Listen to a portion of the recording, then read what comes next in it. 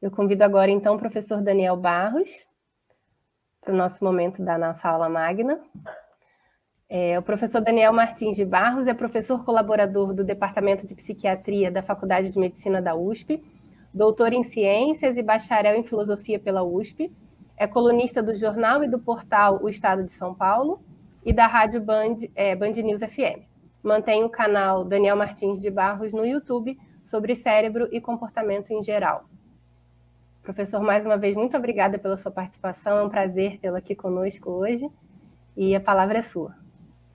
Bom dia, obrigado. Aproveita e se inscreve aqui no canal, deixa seu like, clica no sininho, não é assim que os YouTube agora a gente virou YouTube, né? Todo mundo tem que falar de youtuber. Se inscrevam no canal. Não se esquece de clicar nos alertas, deixar aquele like, deixar o joinha. Prazer estar aqui, Milena. Prazer, Rogério, Everton, Flávia, Carol, Milena, o pessoal da Libras. Um salve ousado para o pessoal da Biologia de 662 de São Gonçalo. Já pediram para dar um salve ousado aí no chat, então tá dado aí. Eu queria comentar que agora a gente tem mais de 3.000 pessoas nos assistindo nesse momento. Tá vendo? Em 3.000 eu mandei um salve só para a turma de São Gonçalo, da turma da Bio 162, mas foi quem pediu ali, que eu acabei vendo no chat. Mas um salve ousado para todo mundo, então, para todos os alunos que estão aí presentes. É um prazer estar aqui nessa manhã para a gente conversar um pouco sobre esse tema que enfim, é o tema, né? Eu acho que a saúde mental na pandemia, ela é o grande tema, é o grande desafio que a gente está enfrentando, enfim, e que nós temos algumas reflexões para fazer nessa manhã aqui, ou em qualquer momento que você esteja depois assistindo esse vídeo. Espero que te ajude, né? Quando falou em aula magna, quando a Milena me convidou para dar aula magna, eu pensei assim sobre a saúde mental na pandemia, né?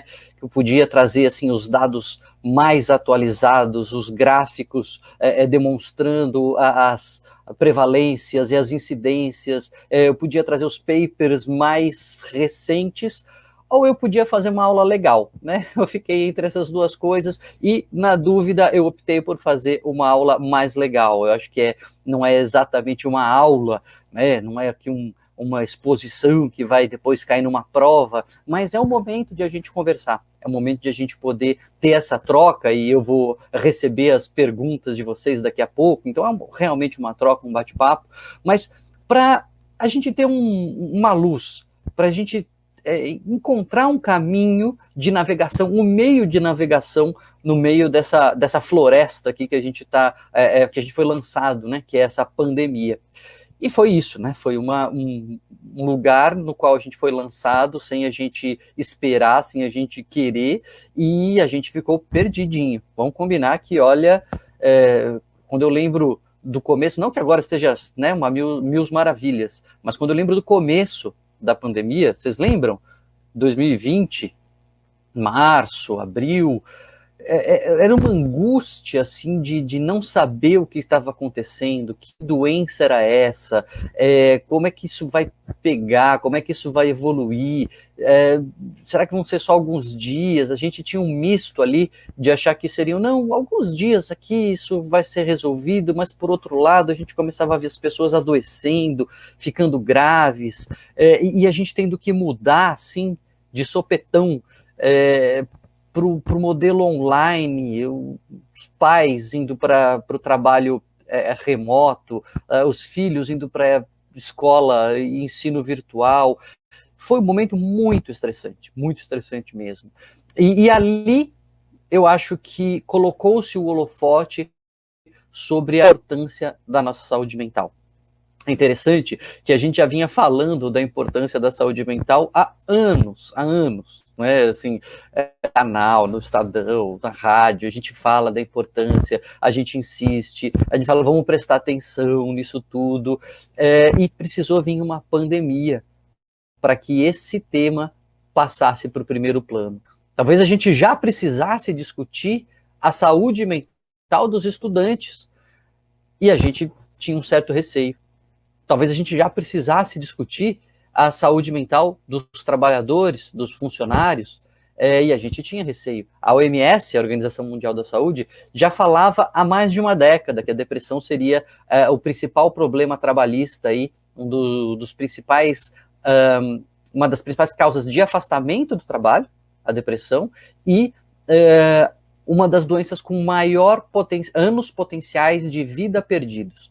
Né? Eles têm uma métrica, assim, uma medida que é anos potenciais de vida perdidos, ou seja, quanto uma doença atrapalha não só a sua vida, mas como a sociedade como um todo. E a depressão já há décadas vinha sendo dito que seria a principal doença, e sabe qual era a projeção? É irônico falar isso. 2020. Eles diziam, pelas projeções, em 2020 a depressão se tornaria aí a principal doença. Mal se sabia que a gente estaria no meio de uma pandemia. Então, a pandemia, de fato, ela trouxe esse desafio, né, para a gente manter a nossa saúde mental. Até podia pensar, né, saúde mental na pandemia seria uma palestra rápida, né, dizer assim, não dá, acabou a palestra. Mas não é verdade. E o mais interessante é que a gente viu na prática que é possível manter-se bem a despeito de tudo que está acontecendo. Não é manter-se bem no sentido de fingir que não está acontecendo nada, de ficar sorrindo e rindo como se nada tivesse acontecendo, mas é a gente, apesar dos problemas, encontrar motivos para sorrir, para seguir, para se motivar. Esse é o segredo. Eu lembro que em março ainda, ou começo de abril de 2020, eu fui convidado para uma live e estava conversando e fiz alguma piada, assim, fiz algum comentário mais bem-humorado, e a gente riu, e naquele momento surgiu um certo constrangimento, assim, mas será que pode rir? E naquela hora me caiu uma ficha, eu disse o seguinte, eu falei, se a gente não puder rir, o vírus ganhou. Porque a possibilidade de nós rirmos, a possibilidade de nós encontrarmos coisas boas, a possibilidade de nós conseguirmos ainda sorrir e rir mesmo, encontrar coisas engraçadas, mesmo estando num estado em que nós estamos, é o que nos faz humanos. E se a gente abrir mão disso, a gente está abrindo mão de parte da nossa humanidade, e aí o vírus ganhou. E isso eu mantive ao longo desse ano e meio, quase 2 anos. Sim, a gente olha para o que está ruim e a gente não nega o que está ruim, mas a gente não abre mão de encontrar as coisas boas que são possíveis de encontrar. Não é errado, não é feio, não é moralmente condenável você conseguir sorrir, você conseguir se divertir, você conseguir se alegrar mesmo em meio à pandemia. Aliás, não fazer isso, como eu disse, é abrir mão de parte da nossa humanidade, e aí sim caminhar para o adoecimento. Porque a gente precisa entender, acho que a primeira diferença que a gente precisa entender quando a gente fala de saúde mental na pandemia é que tristeza, raiva, ansiedade, emoções negativas não são sinônimos de adoecimento. Essa é uma diferença fundamental que a gente tem que fazer, porque todos nós ficamos piores na pandemia. Todo mundo piorou um pouco, ou com mais tristeza, ou com mais angústia, ou mais preocupado, mais ansioso, mais irritado, todo mundo piorou um pouco. Eu até brinco com os meus pacientes, quando eu estou tratando, né, eu clinico em psiquiatria, e normalmente a pessoa vem numa consulta, eu avalio, vejo qual é o problema, aí a gente faz algum tratamento, institui algum tratamento. Quando a pessoa volta numa próxima consulta, né, era meio praxe eu perguntar, e aí, como é que você está agora? Já está tudo bem? Já voltou ao seu normal? Você já está no 100%? Não dá mais para perguntar assim, né? Eu pensei, puxa, mas não, do jeito que as coisas estão, quem é que vai ficar 100%? Aí eu mudei minha pergunta. Hoje eu pergunto assim, e aí? Melhorou, deu certo o tratamento, já tá ruim que nem todo mundo? Porque hoje tá todo mundo meio ruim, né? Então você tem que estar meio ruim que nem todo mundo. Você tá ruim que nem todo mundo, você tá normal. Não pode estar pior. E é um pouco esse ruim que nem todo mundo que a gente precisa entender que não é uma doença. Isso não é sinônimo de estar deprimido, não é sinônimo de estar com transtorno de ansiedade, você estar mais preocupado, você estar mais triste. Isso significa que você está abrindo o jornal, né? Isso significa que você está lendo as notícias, se você está mais preocupado, se você está mais ansioso, se você está mais chateado. Todo mundo está assim por N razões. E a pandemia trouxe esse desafio, porque ela aumentou o tom, ela aumentou a intensidade dessas nossas emoções negativas. Por exemplo, se a gente pegar a tristeza, né, a gente fica mais triste com as coisas que acontecem, a gente fica mais desanimado, a gente fica mais chateado, porque a gente perde coisas que eram importantes para nós. É isso que significa ficar triste. Porque tem coisas na pandemia que a gente perdeu que deu graças a Deus, né? Teve umas reuniões ali, teve uns compromissos que eu punha na conta da pandemia e falava, me livrei de mais um, né? Assim, eram umas coisas que me trazia alegria perder. Agora, tem coisas que a gente perde e fica triste. E é normal, é natural, é importante que a gente fique triste quando a gente perde algo que é importante para nós. É o momento que o nosso cérebro está digerindo aquela informação. Ele está digerindo aquela perda, ele está assimilando o que significa não ter mais aquilo. A gente perdeu pessoas, a gente perdeu oportunidades, a gente perdeu estágio, a gente perdeu práticas de laboratório, e que você se lamenta de ter perdido e o seu cérebro precisa dar conta. A gente precisa parar e refletir por que eu perdi, o que significa ter perdido, como que eu vou fazer apesar de ter perdido aquilo. E você não consegue fazer isso estando alegre. Quando o Gilberto Gil que diz, né, na música Barato Total, quando a gente está contente, a gente nem pensa que está contente, nem pensar a gente quer. A gente quer viver. E a alegria é isso, né? A alegria é euforia, é brincadeira, não tem reflexão. A reflexão vem quando a gente para, quando a gente desacelera, quando a gente se entristece, quando a gente olha para dentro. E esse é o momento que não significa que nós estamos doentes. Ah, Daniel, mas isso não é depressão? Não, isso não é depressão. A gente tem um problema muito grande quando a gente confunde tristeza com depressão. Qual é o grande problema quando a gente causa essa confusão? Primeiro, a gente começa a achar que qualquer tristeza é doença. A gente não se dá mais o direito de ficar triste, a gente começa a querer tratar a tristeza como se fosse doença, seja fazer terapia, seja tomar remédio, porque eu preciso me livrar dessa tristeza como se ela fosse um sintoma. Não, não é. Muitas vezes ela é um momento de vida que a gente precisa atravessar. Então esse é um problema. E tem um outro problema quando a gente associa tristeza com depressão, que é o fato de a gente, muitas vezes, ver pacientes deprimidos que não têm uma tristeza pronunciada, que não têm uma tristeza muito grande.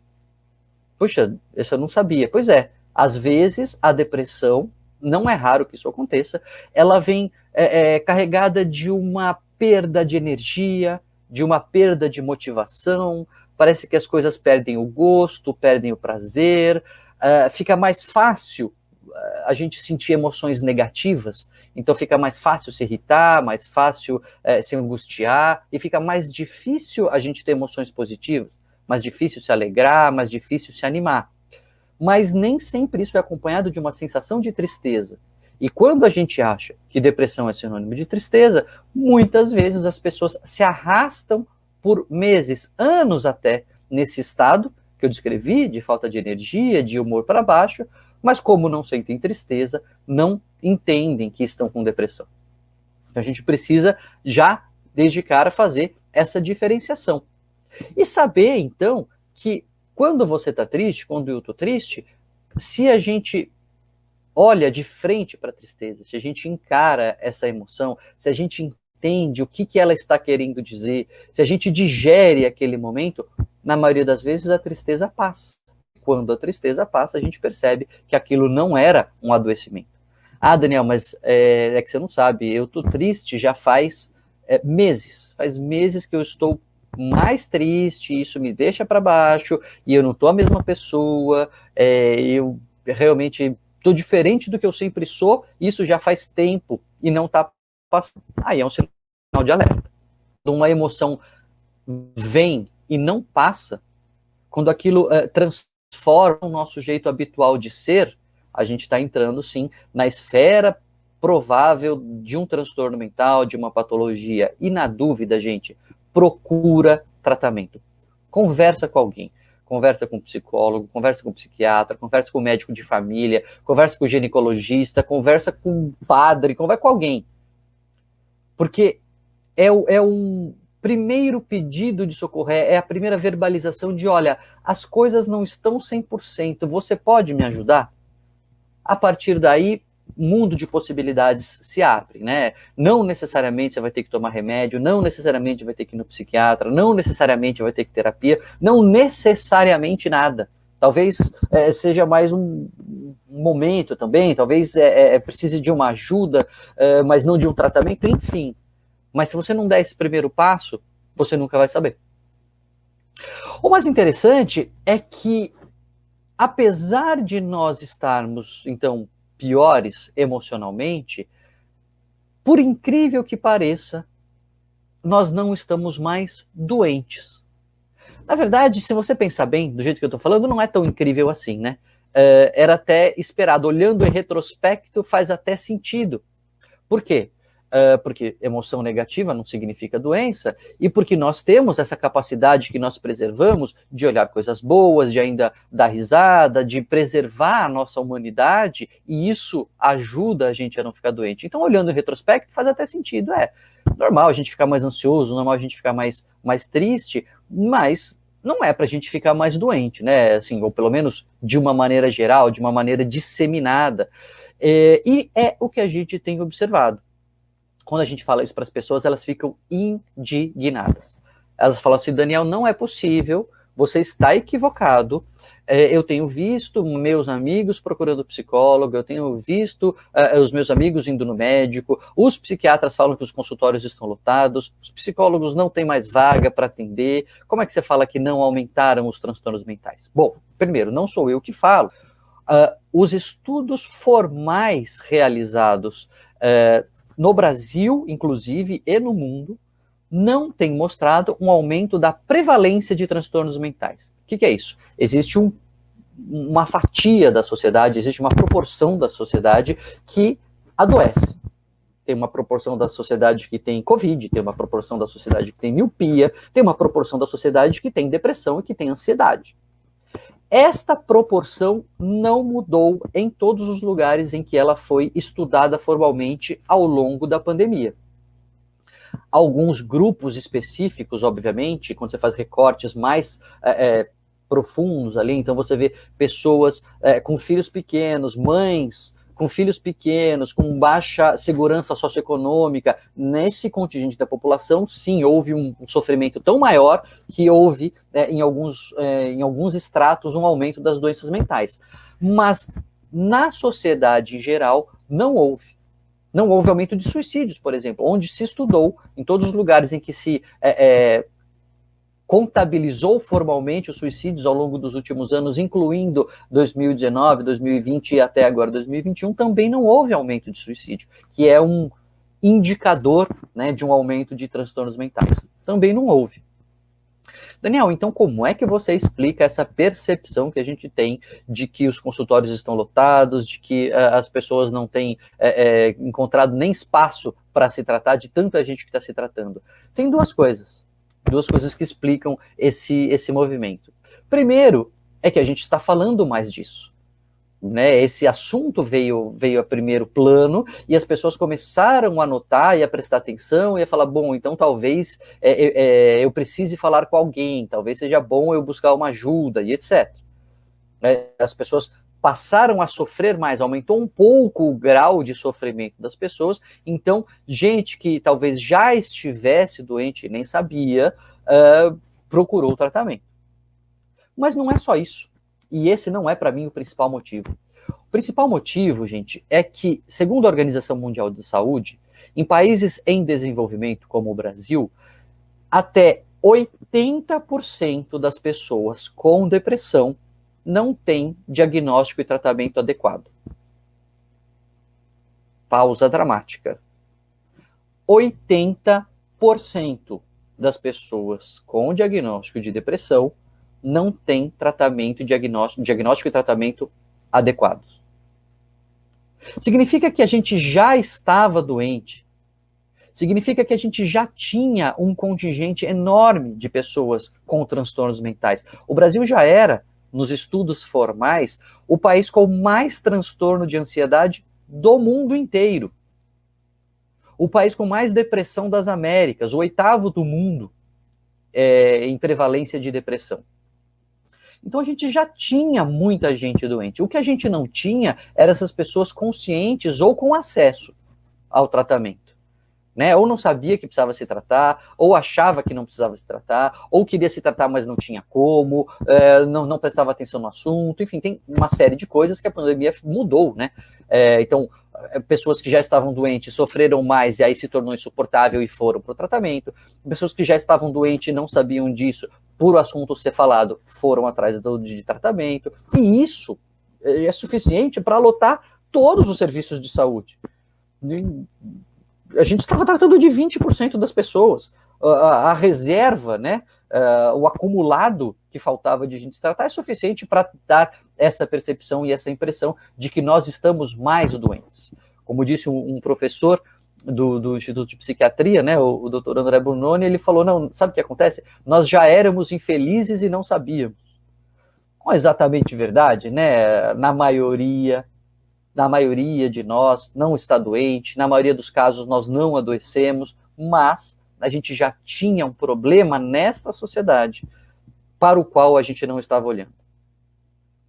Muito bem, então o que eu posso fazer, Daniel, para me manter saudável, né? Como é que eu posso agir para que eu continue bem, para que eu não deixe essa emoção negativa, que é normal eu sentir, pelo que você está falando, se transformar numa doença?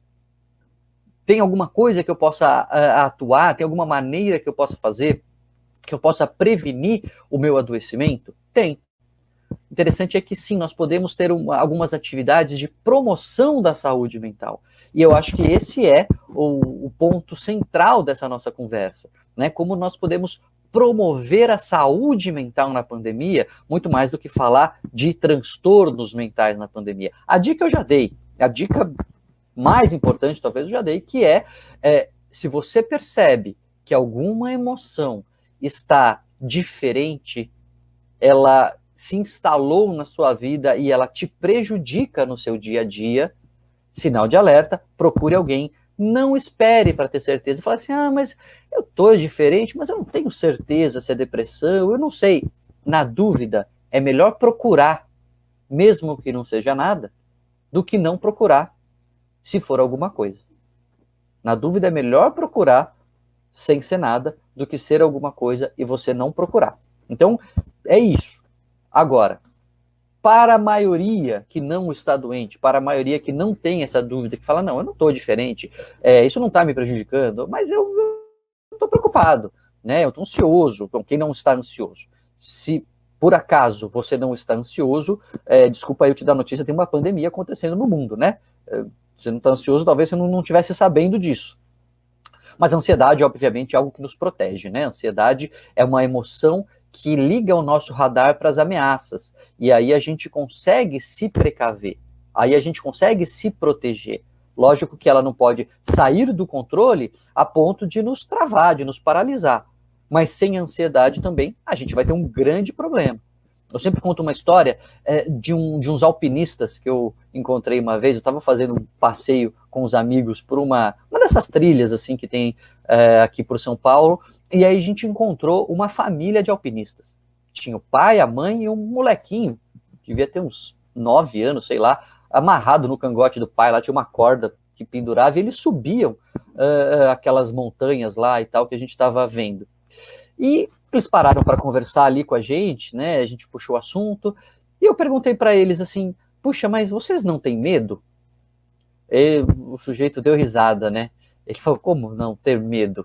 É claro que eu tenho medo, a gente tem medo e é por isso que a gente se preocupa, por isso que a gente capricha aqui na hora de pôr o capacete, de amarrar os nós, de ver se está tudo bem preso, de caprichar nos equipamentos de segurança, porque a gente tem medo. Se a gente não tivesse medo, a gente não caprichava. Como a gente tem medo, a gente presta atenção, a gente fica seguro e por isso pode passear tranquilamente. É o medo que traz tranquilidade. Esse é o paradoxo da pandemia. Nós precisamos estar ansiosos, nós precisamos estar preocupados, nós precisamos estar atentos para que a gente se proteja e ponha a máscara, e mantenha os ambientes ventilados, e não aglomere, e fazendo isso, a gente pode ficar tranquilo, mas a gente só pode ficar tranquilo porque a gente está ansioso. Não a ponto de ficar paralisado. Ah, Daniel, mas a ansiedade está me paralisando mesmo, a ansiedade está me deixando dormir direito, não está me deixando dormir, eu não consigo mal fazer as aulas. Sinal de alerta, nem preciso falar de novo. Na dúvida, procura alguém, se essa ansiedade está realmente te prejudicando, se está saindo do controle. É importante você verificar o que está acontecendo. Tá? Isso não me canso de repetir. Mas vamos lá, o que eu posso fazer, Daniel? O que a gente pode pôr em prática? Quais comportamentos a gente pode adotar para promover a saúde mental? Para impedir, ou pelo menos diminuir a chance de a gente adoecer? Sabe que tem um estudo muito interessante feito com estudantes em Wuhan, lá no epicentro da crise, onde foi, né? Não é mais o epicentro, mas onde tudo começou. E imagina o que era lá, né? Foi lockdown total mesmo, e pessoas adoecendo ali, naquele começo que ninguém realmente sabia o que era e tal. E os pesquisadores foram entrevistar estudantes universitários, ao longo ali do primeiro semestre de 2020, final de 2019, onde as coisas começaram, e primeiro semestre de 2020, e eles tentaram diferenciar quais alunos estavam bem e quais alunos não estavam bem emocionalmente. Ou seja, quais tiveram mais resiliência. Resiliência é uma palavra que a gente roubou de outros cursos, né, da universidade, a gente roubou da física, a gente roubou lá da engenharia, porque resiliência é a capacidade que o material tem de ser deformado por uma pressão e quando tirar a pressão ele voltar à sua configuração original, né? Essa resistência, não a resistência de o quanto ele aguenta, mas a resistência de o quanto ele volta ao normal e não fica deformado uma vez que a pressão é retirada. Muito bem, então eles procuraram qual era o segredo ali dos alunos mais resilientes, qual era a diferença, o que separava um grupo do outro. E não é por acaso que eu já citei qual é o ingrediente que eles usavam, né? Um dos principais fatores que estava associado à maior resiliência era a postura, a atitude, o esforço de ver coisas boas que estavam acontecendo, mesmo no meio daquilo tudo. Os alunos que conseguiam prestar atenção e encontrar e apontar coisas boas, coisas agradáveis, coisas positivas, mesmo estando em lockdown, no começo de uma pandemia, que então era ainda apenas uma epidemia, apenas, né? Como se fosse uma coisa boa, mas enfim. Mesmo ali no meio, aqueles estudantes que conseguiam identificar e trazer para a consciência coisas boas eram os que estavam menos adoecidos. Eram aqueles que ficavam menos afetados pelas emoções negativas e tinham menos risco de adoecimento. Essa é uma postura que a gente precisa ativamente alimentar. Essa não é uma atitude automática. O ser humano tem embutido no seu cérebro um viés, né? uma inclinação que se chama viés de negatividade. A gente tem a tendência de prestar atenção nas coisas ruins. Provavelmente isso foi muito importante para a nossa sobrevivência como espécie, né?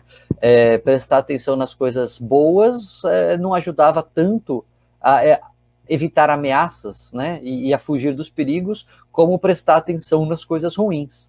Então a gente acabou ficando como uma espécie marcada por esse viés de negatividade. Então a gente tem essa tendência de prestar atenção nas coisas ruins. E uma vez que você assume que as coisas estão ruins, o seu cérebro interpreta tudo como ruim. A gente tem um outro viés que é de seleção. A gente só vai prestando atenção no que é ruim, no que vai confirmando a nossa impressão de que as coisas estão ruins. Então a gente precisa de um esforço ativo. Isso é muitas vezes até uma técnica de terapia. Você pedir para o paciente no caso não precisa ser paciente, pode ser você, um estudante, começar a anotar mesmo, por escrito, formalmente, uma vez por dia, coisas boas que tenham te acontecido, nem que seja uma só. Uma coisa boa que aconteceu, uma coisa que seja positiva, algum aspecto que é agradável ou que é bom que aconteceu na sua vida. É obrigatório fazer, é uma lição de casa, é uma tarefa que você tem para entregar. Quando você faz isso, você começa a forçar o seu cérebro a prestar atenção em coisas positivas e você começa a mudar esse radar para selecionar não só as coisas ruins, mas também as coisas boas. A gente pode pensar até num exemplo mais dramático que for, que isso ainda é possível. Você pensar numa família que perdeu alguém na Covid. Quantas famílias não perderam alguém na Covid? E muitas vezes coisas trágicas, muitas vezes coisas que não tem nada de bom naquela perda. Não tem nada de bom naquele luto. Ele em si é triste, ele em si é amargo, ele em si é ruim. Mas a família se solidarizou, por exemplo. Mas as pessoas se uniram para se consolar umas às outras. Mas os amigos vieram dar suporte e recebeu muitas mensagens calorosas. Isso é uma coisa boa, não é uma coisa melhor, não suplanta e nem apaga a dor da perda, mas é uma coisa boa que aconteceu naquele momento. Estou pensando num exemplo extremo. No nosso dia a dia, felizmente, a gente não tem situações tão extremas todos os dias. Então, fica claro que é possível você encontrar coisas boas, sim, e anotar. Lição de casa. Anote coisas boas, pelo menos uma coisa boa que aconteceu no seu dia, um aspecto positivo. Isso vai mudando o seu radar. Um outro aspecto fundamental que a gente precisa pôr em prática é a gente ter folgas para o nosso cérebro. Folga não é você ficar logado na aula com a câmera desligada, não, viu? Isso aí é coisa feia. Na hora da aula, veja a aula. Na hora da tarefa, veja a tarefa. Mas o nosso cérebro, ele é proporcionalmente o órgão que mais gasta energia do nosso corpo. Ele tem uma demanda energética muito grande. E quando um órgão gasta muita energia, o que acontece com a gente? Nós ficamos cansados. E nessa pandemia, o nosso cérebro foi muito requisitado. A gente ficou o tempo todo se esforçando para se adaptar, para entrar no esquema do online.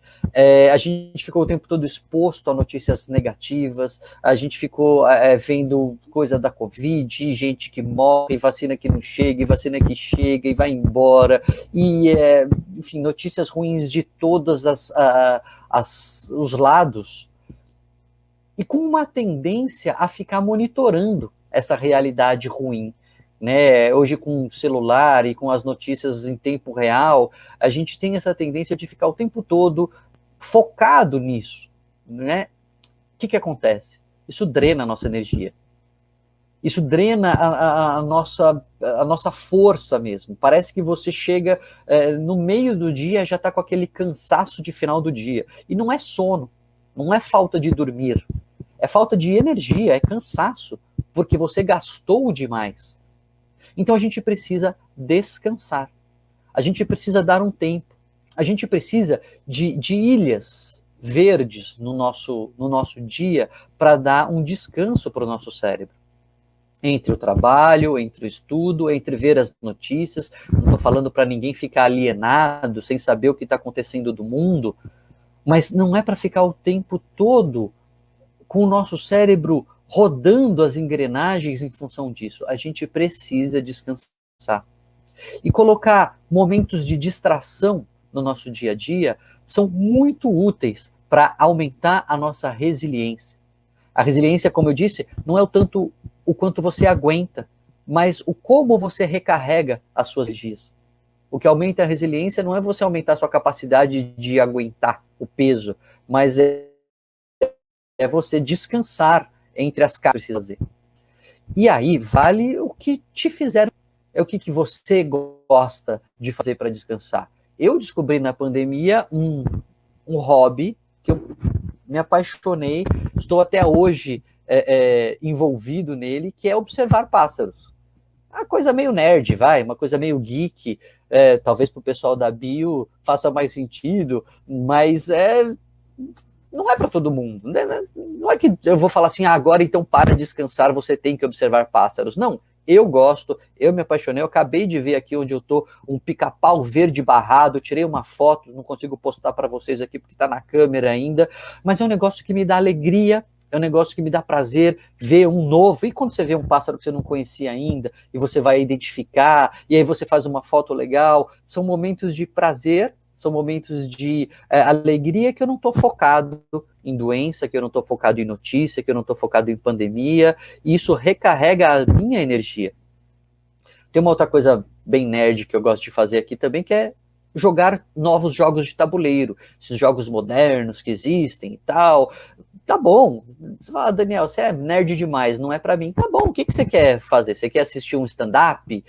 Você quer ver um capítulo de uma novela coreana? Você quer dançar K-pop? Eu não sei, né? Vou falar alguns exemplos meio cringe aqui. Mas o que te distrai? É importante você encontrar o seu momento, o seu gancho para a sua atenção, que vai te desviar dos trabalhos, que vai te desviar da matéria, da epidemia e etc., e vai recarregar as suas baterias. Muitas vezes, isso já tem estudos mostrando também, basta uma caminhada na natureza. Se tiver algum parque, é suficiente você ficar 15 minutos, 20 minutos ali no parque, imerso, né? Com atenção ali, uma prática contemplativa mesmo, prestando atenção na árvore, na grama, na cachoeira, sei lá, no córrego, nas aves, né? Não precisa ficar observando o passarinho, tirando foto e tentando identificar, mas só de saber que eles estão ali, só de notar o canto, enfim, fazer essa imersão na natureza, isso recarrega muito, diminui muito o nosso estresse. Isso está provado também. Tem até uma expressão japonesa que eu não vou saber falar, que eles chamam de banho de floresta. Né? Às vezes a gente precisa de um banho de floresta, de uma imersão na natureza, mas pode não ser o seu negócio também. Seu negócio pode ser, sei lá, montar Lego, não sei. Mas encontre e coloque no seu dia a dia momentos de intervalo em que você não vai ficar discutindo política, não vai ficar monitorando a Covid, não vai ficar nem estudando. Você vai recarregar as suas baterias. E duas últimas dicas. A primeira é quase óbvia, mas infelizmente é menos comum do que a gente gostaria, que é fazer atividade física. Eu não consigo exagerar a importância da atividade física. É essencial, é fundamental, é transformador. Eu já, enfim, tinha muita evidência científica com relação a isso, tem estudos, assim, a rodo, falando da importância da atividade física para o nosso bem-estar, para a depressão, para a ansiedade, e eu tenho a minha experiência, né? Não é só uma coisa teórica, mas eu fui sedentário há muitos anos, e há alguns anos comecei a fazer atividade física, e existe um antes e um depois. A atividade física é transformador. Eu comecei a fazer atividade física porque as evidências começaram a me incomodar, né? Ter tanta evidência eu não estar fazendo, mas o principal motivo mesmo que mais me incomodava é que eu não estava mais mandar os outros fazerem um negócio que eu não fazia. Se tornou insuportável eu ficar mandando os outros fazerem um negócio que eu não fazia. Olha, é importante, o senhor tem que fazer, a senhora tem que fazer. E de vez em quando um ou outro perguntava se eu fazia, e era constrangedor, e mesmo quando eles não perguntavam, eu me sentia muito cobrado. Então comecei a fazer, e é um antes e um depois. Tem que fazer. E a última coisa é a gente cuidar dos nossos vínculos sociais. Você ter relações afetivas profundas, significativas. Não é você ter os milhões de amigos, né? Não é você ter os milhares de seguidores, obviamente. Não é nem você ser o cara da sua turma. É você ter aquele sujeito, aquela menina, aquela pessoa, ou aquelas duas, 3 no máximo, que você sabe o que está acontecendo com eles. Você sabe como eles estão se sentindo. Você se importa com o que eles estão sentindo. E isso é recíproco. Eles sabem como você está. Eles querem saber como você está. Eles querem compartilhar da sua vida afetiva, das suas tristezas, das suas alegrias, dos seus sucessos, dos seus medos. Esses vínculos afetivos, significativos, profundos, que é o que a gente chama de amizade, a amizade verdadeira, ele tem um poder de melhorar a nossa saúde mental, a nossa saúde emocional. Ele é quase que uma vacina contra o adoecimento. Claro que não é, então eu estou deprimido, então é porque eu não tenho amigo, óbvio que não, né? Também não é uma vacina 100%, como nenhuma das vacinas é, como a gente aprendeu, né, nessa pandemia, mas ela é muito eficaz para a gente não adoecer, para a gente se manter bem, para a gente aumentar nossa qualidade de vida e, pasmem, até para nossa longevidade. Tem estudos mostrando que vive mais quem tem amigos. Então eram essas as dicas que eu queria dar para vocês nessa manhã sobre a saúde mental na pandemia.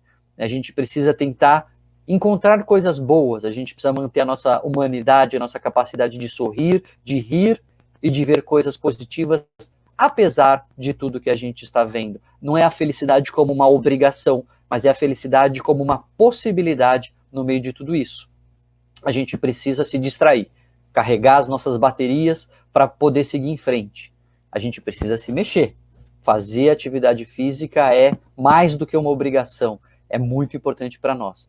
E a gente precisa se envolver, a gente precisa de vínculos, a gente precisa estar inserido numa rede, porque é para isso que o ser humano nasceu, né? O ser humano ele foi adaptado e evoluiu nesse sentido, de ter relacionamentos significativos. Então, quando a gente cuida disso, a gente se sente melhor.